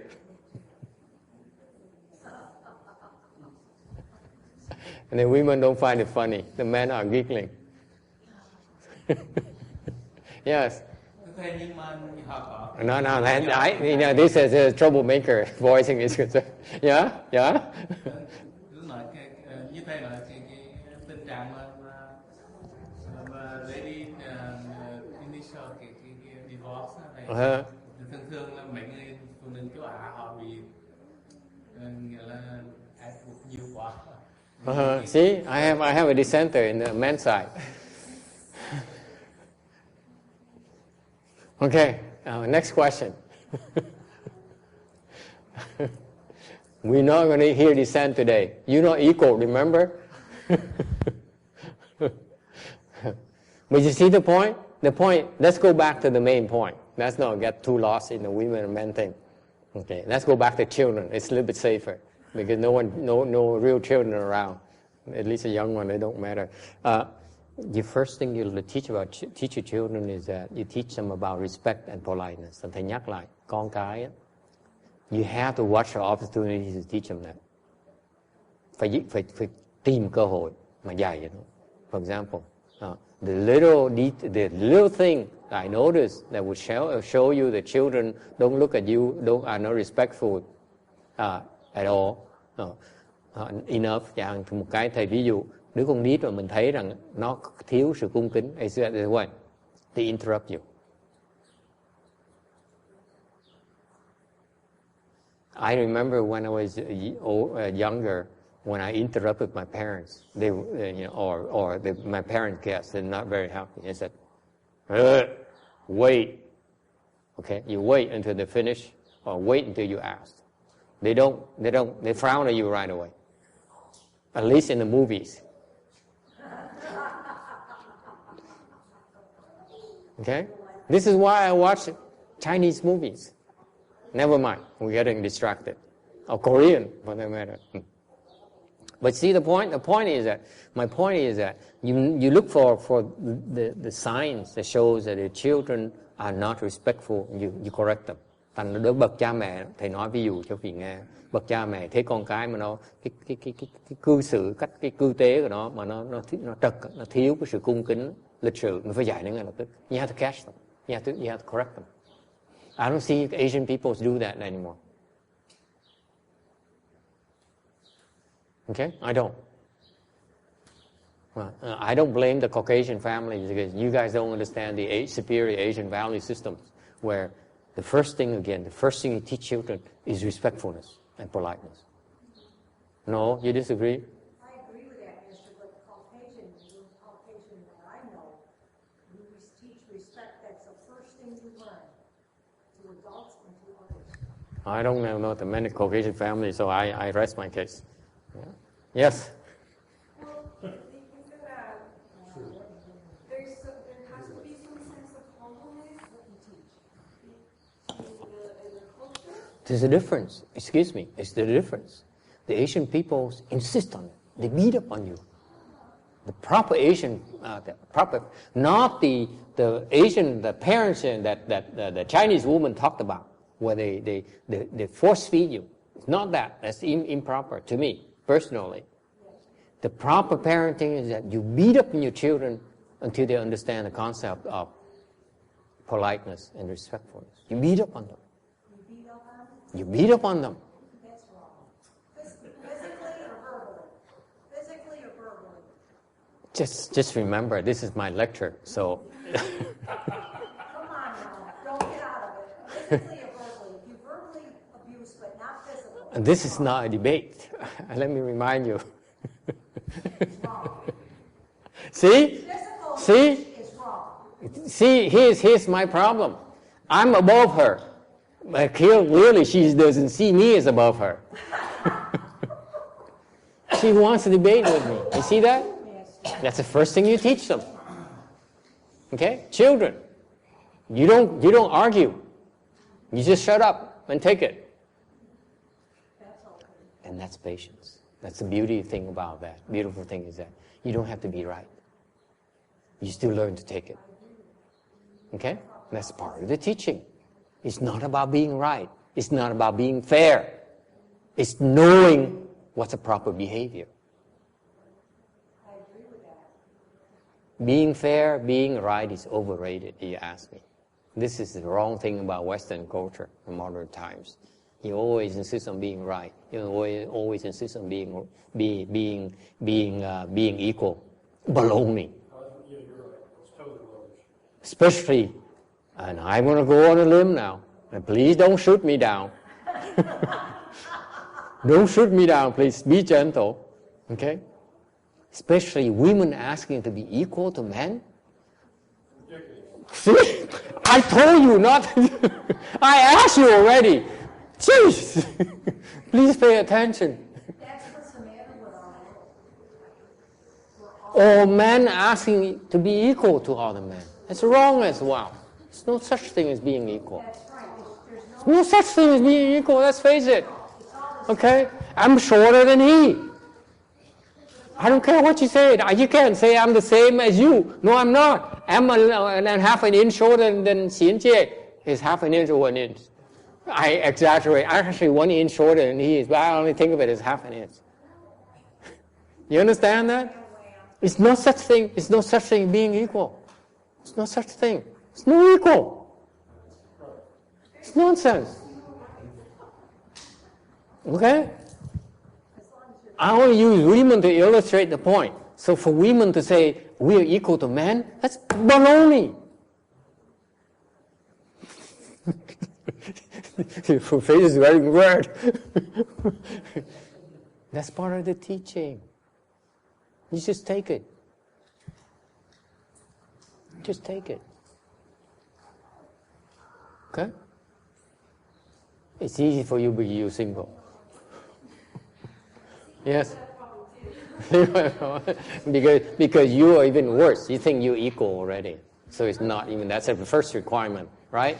These people get married because they don't think they're equal. That's why they get married. And then they demand it afterwards, right? See, I know all the psychology. And you guys didn't know that, did you? The women start, and never mind. We're gonna skip this because it's getting too dangerous. Yes. Other questions or comments? You understand see, what you fail to appreciate. The teaching is that it's not important to be right. It's not important to be equal. It's not that important. You just observe the rules of respect and politeness first. Doesn't matter, even if you're right.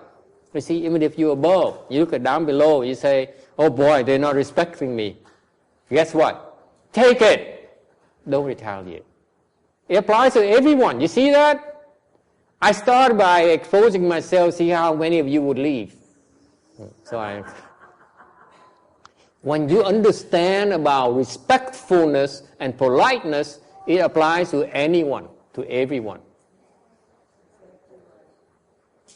If you are up there above, then you have to be even more respectful and more polite.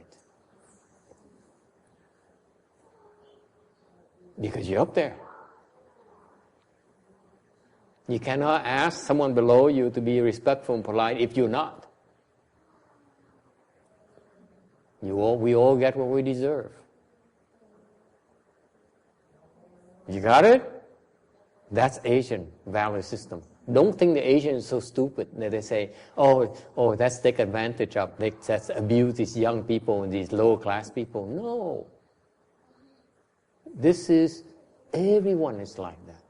Đừng có hiểu lầm, quý vị đừng có nghĩ rằng cái Á Châu mình có nghĩa là mình ép đứa con nít. You see that Chinese woman? We don't force feed people.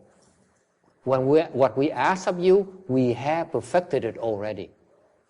You understand that? We ask our children to be respectful and polite. We ask, the first thing we do is, am I respectful? Am I polite? Because if I'm not, then my children cannot be respectful and polite because they learn it from me. Now Anna is cringing. See? You understand that? The teacher, if you teach them about respectfulness and politeness, you have to be the personification of respectfulness, politeness before you can teach. Otherwise, you're phony. Okay? Yes. Well, maybe is that the reason that other cultures have also the elders being taken by the younger generation. And this is a very well-defined difference between this culture, the Caucasian culture, in which they just adopt in a house where they get old. Yeah. And then for other cultures, the elders grow in the family's house and they are taking care of their Right. And it comes also to the point of the respect that they show to others. It's much more important to be respectful and polite than harmonious. See, the Japanese don't get it. They insist on harmony, but there's no such thing as harmony. You understand that? I'm criticizing everyone. There's no such thing as harmony. It's bunk. It's only your imagination. It's called harmony. Are you sure about that? There's no harmony? It's force-feeding people, putting people into mold. There's no such thing. It's according with conditions. That's harmony. This is harmony. Harmony is not robotic. It's not robots. It's not mold. Right. No harmony in molds. Okay. You see that? That's why the Japanese don't get it. They insist on harmony, but they fail to understand that it's not according with conditions. Therefore, it's not harmonious. This is, according with conditions, is the highest level of harmony.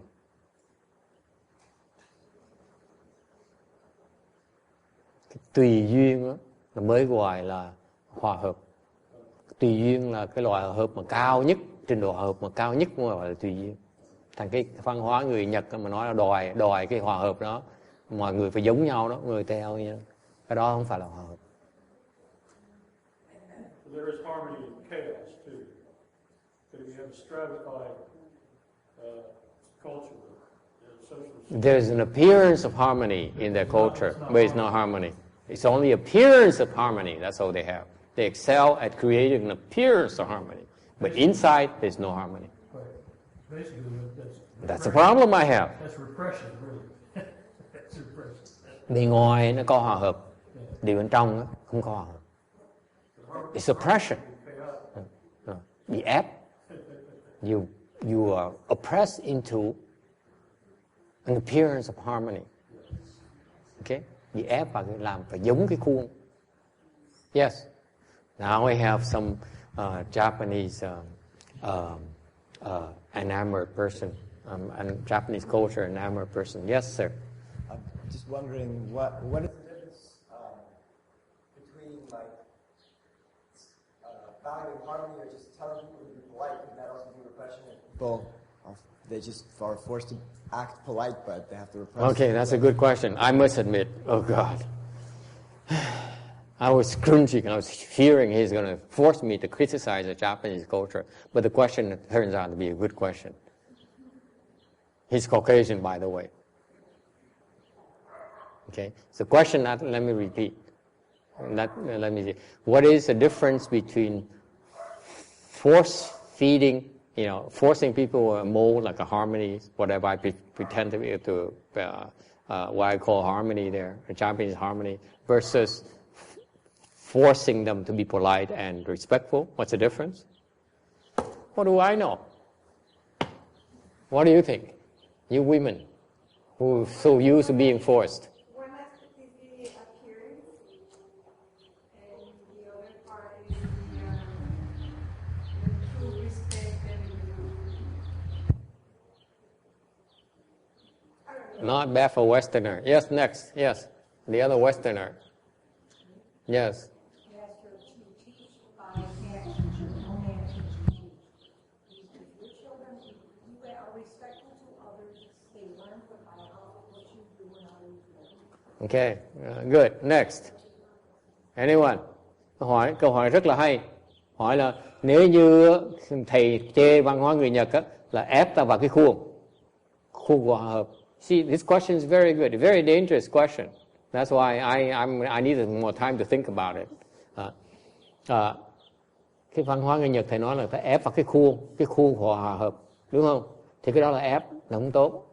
Thì thiệt ra không có sự hòa hợp chân thật. Đúng. Thì nếu như vậy thầy nói văn hóa người ở châu mình phải ép con nít, ép người ta vào cái khuôn của lịch sử với lễ pháp. Thì cùng một cái ép luôn, nó khác nhau chỗ nào? So his question is very good. He says, you're forcing the Japanese, you criticize Japanese for a forcing people into a harmonious mold. And then you're telling me, as a Westerner perspective, that you Asians have a better mold, like being polite and respectful. That's a better mold. Why is it better? You still forcing people to be polite and respectful. So what's the difference?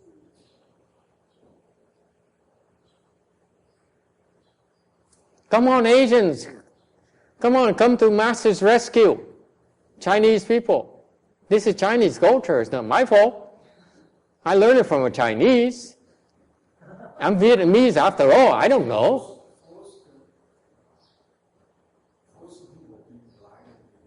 So what's the difference? Forcing people to be harmonious or forcing people to be polite and respectful? What's the difference? Yes. Oh, now the Asians are coming to my rescue. Yes. All the Caucasians, I mean, yes. It's not forcing, it's teaching. He's teaching. People learn to control themselves. Control themselves.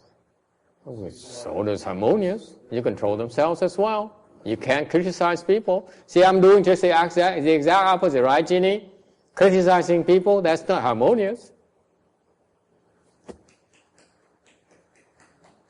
Wrong answer. Yes. Maybe is it that if you're claiming to be harmonious, the idea is that there's no room for disagreement. I mean, you can be polite and not agree.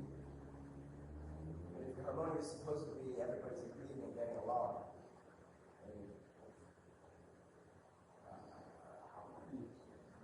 I can be polite and according to conditions, even though I have a different opinion, but it's clear that I'm just not in a position to express my opinion.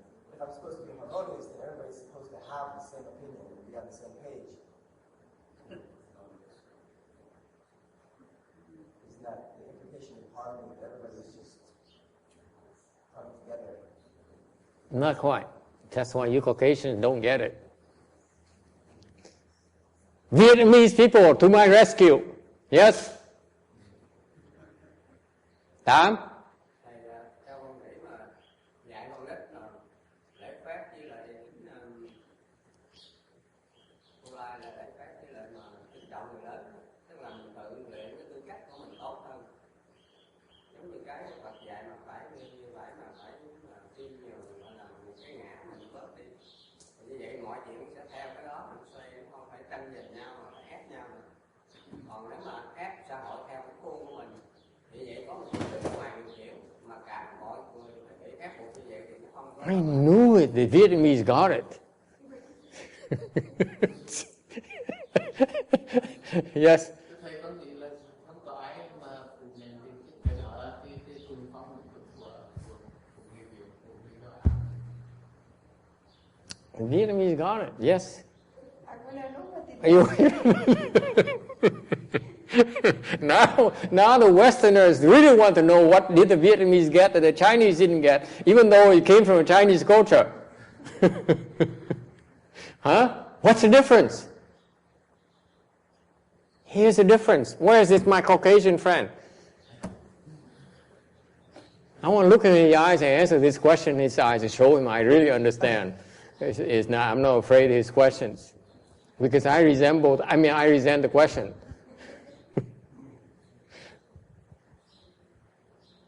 Sir, what is harmony? You harmonious, who decides it's harmonious? Ai là người quyết định là có hòa hợp? Who decides? Ginny, who decides it's harmony? Who decides? Huh? An individual, right? Usually, who's that individual? In Japan, who's that individual?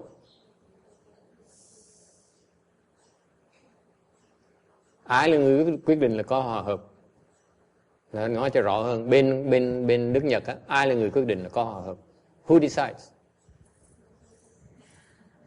You forgot already. The emperor decides it's harmonious. Right? In China too. See, this is why the Chinese people don't get it. And they rejected it very quickly. The Chinese rejected it right away. The Chinese people don't buy into the concept of harmony. Right? It's never that important in Chinese culture. Am I correct? Ru Jing, translate. Because I trust her Chinese culture more, instinct more than you do. Yes? Am I correct? San Ding? The Chinese doesn't really emphasize harmony. Am I correct? He doesn't know. Yes, Ru Jing. Tôi với Tề. Thân Hương sao? Có quan trọng không? Có không? Cái gia đình A Châu mình có quan trọng là hòa hợp hay là không? They do emphasize, but it's not the most important thing. Not at the expense of everything else. That's respect. It's not harmony. It's respect. Yeah, that's why I say virtues and respecting your elders. That's not harmony. It's respect. Right? Okay? The harmony, again, I'm glad we have no Japanese. I would never have any Japanese disciple. That's okay. We're discussing my truth, not the Japanese truth. Okay? In Japan, the early people who decided the standards of harmonies are the shogun, the emperor. They decided what's harmony is, meaning you have to accord with my wishes. That's what they call harmony. I don't buy it. Okay? Chị biết không? Hồi xưa hoàng đế với ông tướng bên Nhật Bản quyết định cái gì là hòa hợp, chứ mình đâu phải dân chúng quyết định đâu. Okay? So those standards evolved, but they decided. They adopted they are the final judges. What's harmony, what's not harmonious, right? If you're not harmonious, we get rid of you. Okay? You have to fit in our mold, or I define what the mold is. Someone has designed. Okay? Is there such a mold in being polite and respectful? Ngược lại, về cái yes. Harmony may be missing new words, but in tradition, when China was at a good time, right? We have a lot of people from outside, like Arabians, like Jewish people, bring their culture, bring their religion. They all get along with each other. Never have a religious conflict there. Oh, there were. It's not true. There were so many religious conflicts. I don't buy your Chinese explanation. You're too biased as a Chinaman. It's not true. There's many religious conflicts. There's always the religious conflicts in history of Chinese civilization. Serious religious conflicts. You're not convincing me. Serious religious wars. Okay? Always discrimination. They are not as strong, as strict as the other cultures, but there are a lot of conflicts. So nature of religion is conflict. I'm speaking right now, it's creating a lot of conflicts in a lot of people. Many of you cannot believe that a Buddhist monk, Vietnamese Buddhist monk, would dare criticize Japan, Chinese, Taiwanese. Yes. And that monk is unliked by the Vietnamese as well.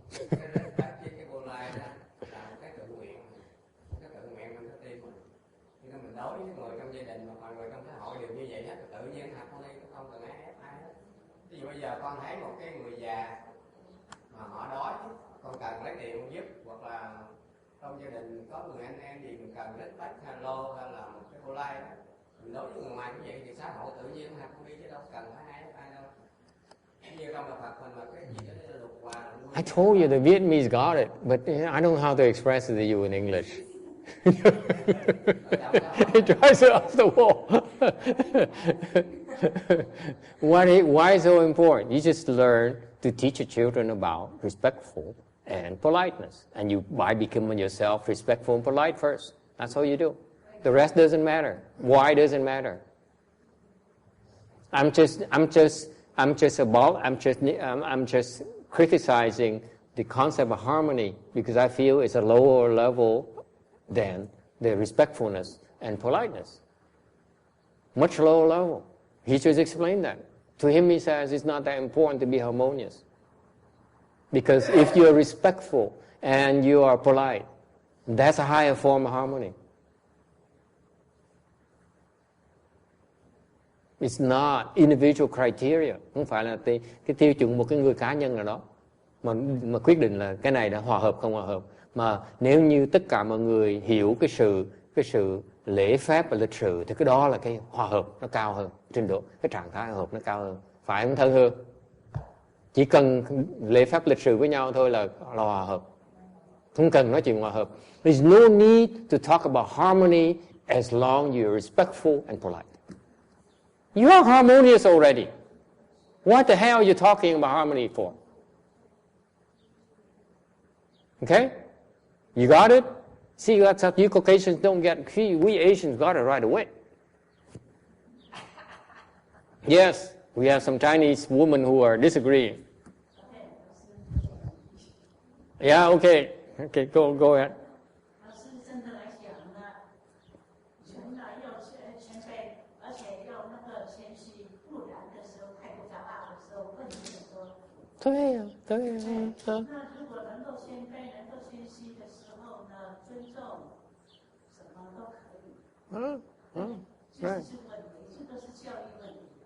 Right.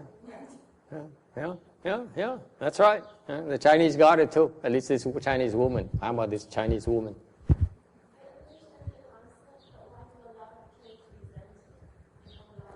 Which is forced freedom. The kids resent it because you're not respectful, because you're not polite. That's why. If you're respectful and polite, they will not resent it. I tell you a little secret. Your children will never resent it if you yourself are respectful and polite. They say, you teach me to be respectful and polite, but you're not. I don't buy it. That's what they actually tell me. But you don't get the message. See now, this Chinese woman still doesn't get it. Yes? So let's say that they have to feel some frustration. How do you get over it when they know that things are hard? It's not their frustration, it's your frustration because you fail. It doesn't matter what the kids, that means that you cannot teach him because you're not qualified to teach him. Because you're not respectful, because you're not polite. That's why you can't teach him. Then no matter what you do, he's not going to buy it. That's the problem with a teacher. A teacher who teaches something better be that person, otherwise the people will not believe it. Okay?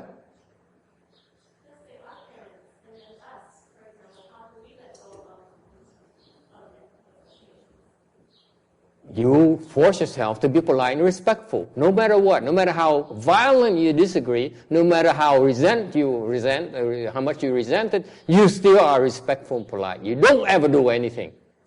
You work on your behavior to observe the respectfulness and politeness. It doesn't matter if you're right or the other person is wrong. It's irrelevant.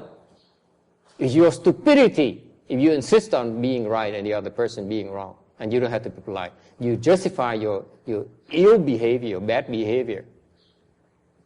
That's all. You rationalize bad behavior. There's no reason for that. There's no class. Much classier to be respectful and polite when the other party is wrong. It's much more right when you are like that. But when you're right and you allow yourself to be disrespectful, not polite, that's when you become wrong immediately.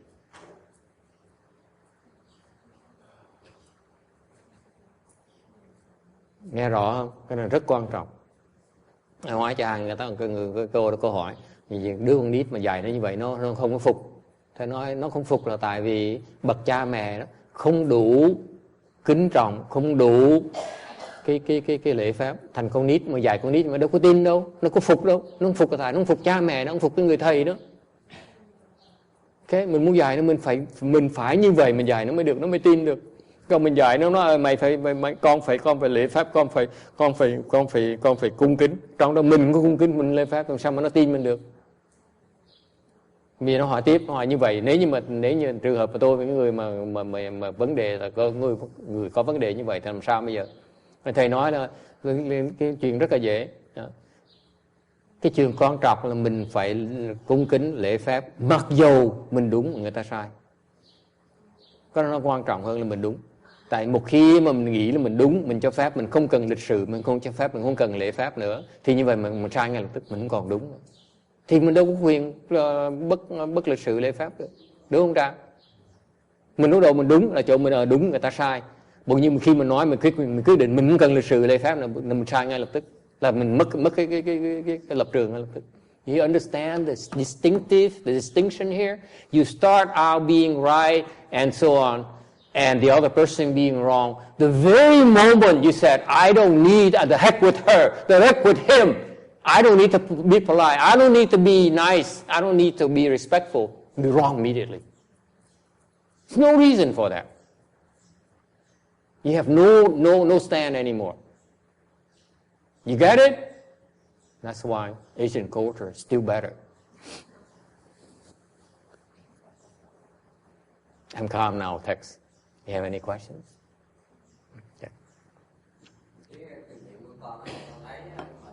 Đối với người ta, nếu mà ta thực sự hoặc là cô lai hoặc là gì đó mà mình không làm, mà mình ra làm bộ thế nào người ta biết là người ta xíu mình biết là không thể làm dốt được đó.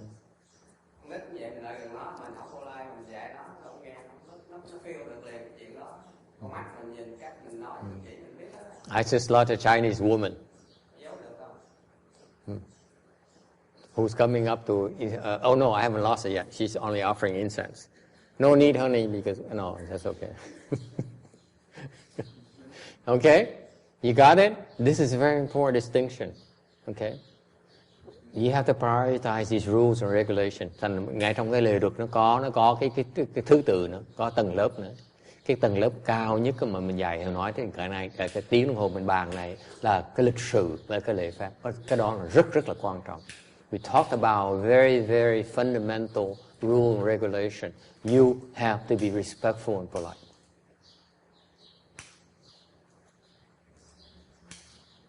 Okay? And that's what you have to be yourself before you can teach anyone else.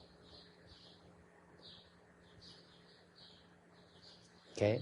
And I'll tell you this. I cannot only allow myself to be disrespectful, not polite to my trainees. Otherwise, I'm very respectful and polite. Good. Okay? You got that?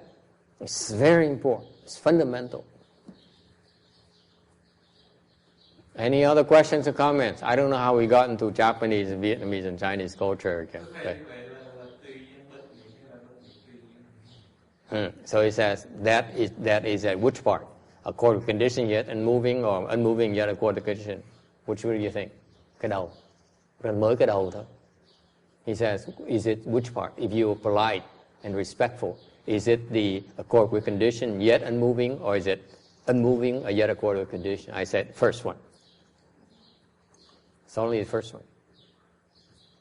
It's very low level. And yet you fail already. It's just hard work. So much.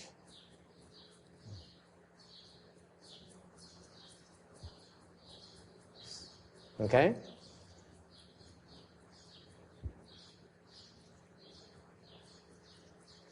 All right.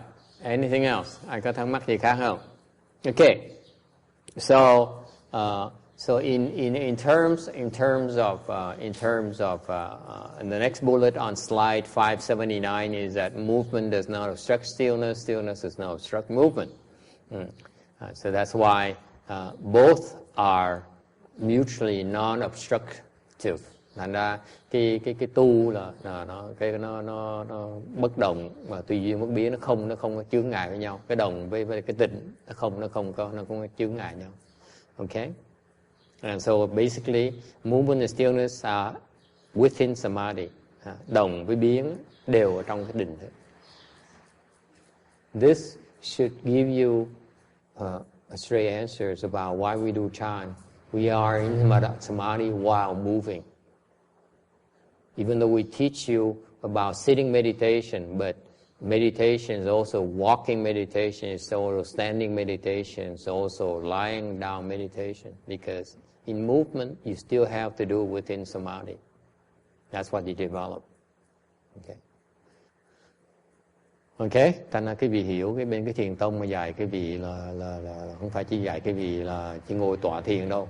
Trong thiền ra dạy cái vị là trong cái đồng nó có cái định luôn nữa. Okay?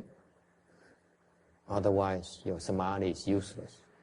If you only samadhi in when you're sitting, then your samadhi is useless. Too limited. Okay? All right. Any questions or comments? Yes. No? I just say, it seems to me the knowledge from book and the reality has so much difference. What do you mean, knowledge in the books and the reality is so much different? When I read some history, when I just bring out, maybe in foreign countries they write topics different. Maybe other people write it different. I have been in that situation for a long time. Even same subject, right? Same level of authority, they write these things very, very differently. Ngoại tại sao mà sách này nhiều sách cái sự trình bày nhiều sách nó khác nhau, có nhiều cái quan niệm nó khác nhau. Why? Maybe they have different purpose. Because they're confused. They're both confused. So those presenters are confused. When you have wisdom is only one viewpoint from wisdom. When you're wise people see exactly the same thing.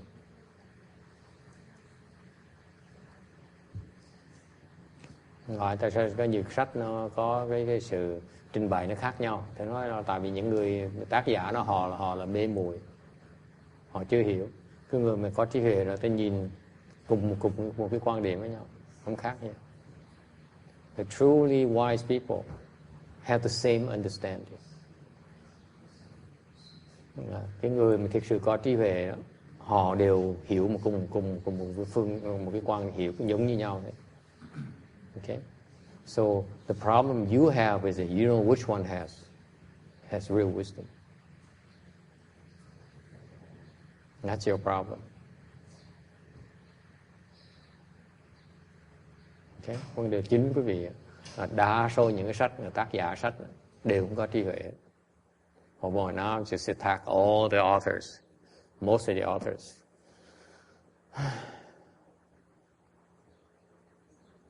Okay? Any other questions? Anh thắc mắc gì khác nữa không? Okay, you have no questions, then we can stop here because you have another meeting to go to.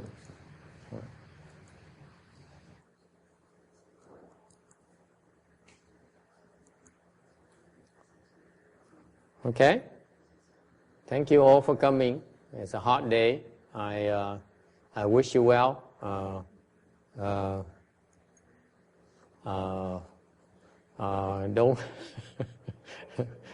Don't pass out. At least you spend the worst part of the heat here in the Buddha Hall. So now it's going to get much cooler. with an air conditioned room. You know that when I was in Southeast Asia, this is to lighten up the situation a little bit. I went to Vietnam, Thailand, and Taiwan last month and a half ago, and it's amazing. I went there a month and a half ago, and all day outside, I was sweating. It is this constant sweat. You know, it's horrible. Because over there it's hot and humid at the same time. So it's as if you're always sweating or something. You take a shower within minutes, you're sweating again, unless you have air conditioning. The only thing is that when you have air conditioned room, that's when it's okay. Okay, but today here in Rosemead, California, it may be hot, but it's not that humid, is it? There's a big difference. When it's humid, it's unbearable. It is khó chịu dễ sợ. Qua bên kia nực, Á Châu mà nực, mà còn ẩm ướt nữa, nó khó chịu dễ sợ. Tắm một cái vài phút nó mồ nó rỉ ra. You know, you sweat all day practically unless you have air conditioning. Người mà không có ấy. So I can't imagine how monks can cultivate them because they sweat all day. And then we're supposed to not take a shower for 2 weeks. You know, it's unbearable. You ask me. You might disregard